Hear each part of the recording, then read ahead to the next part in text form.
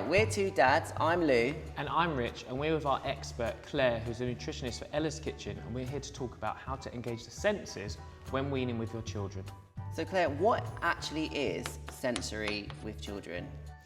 So engaging the senses is just about letting your children explore food using all their senses, not just taste, but touch, even sound, smell. Just really helps them get to understand and feel familiar with foods. And why is that so important with children?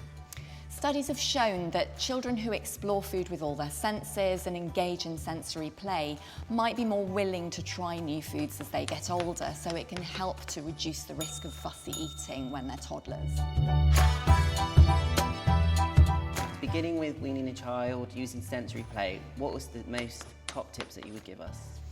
So I would just offer them lots of foods and let them get stuck in with their hands, talk about the colours. You know, they won't necessarily understand straight away, but, you know, if you just talk about how things feel, you know, get stuck in yourself, give them whole foods as well, so particularly vegetables and fruits, so they can explore them with their hands, talk about the textures, like an avocado is bumpy, a kiwi is furry, a pepper is shiny, talk about the different colours and so on. You know, you can really get stuck in with them and help them to really explore foods with all those senses. So are there like really good ways to try and actually introduce that to them, like with games and stuff?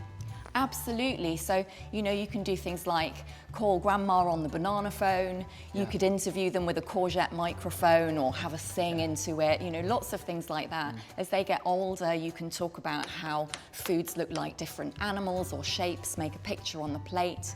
So slice up strawberries so they look like hedgehogs, cauliflower clouds, broccoli trees obviously, but lots of different ways that you can make food look more engaging, more interesting.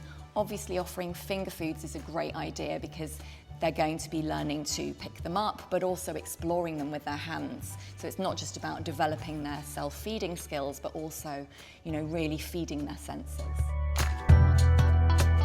Does it matter if they don't actually eat the food? Actually, no. I mean, it's important that they eat a variety of foods, but from the point of view of familiarising babies with new foods, every encounter is counted.